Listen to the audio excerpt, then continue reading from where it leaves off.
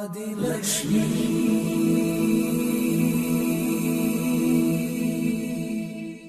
श्री धनलक्ष्मी सुमनस वंदित सुंदरी माधवी चंद्र सहोदरी हेममयी मुनिगण वंदित मोक्ष प्रदायिनी मंजुळभाषिणी वेदनुते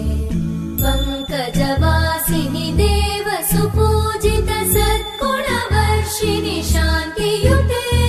जय जय हे मधुसूदन कामिनी आदिलक्ष्मी जय पालय माम्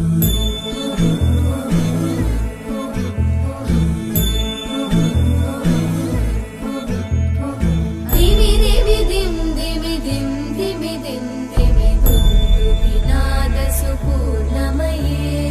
धुम धुम धुम धुम धुम धुम धुम धुम शङ्खनिनाद सुवाद्यनुते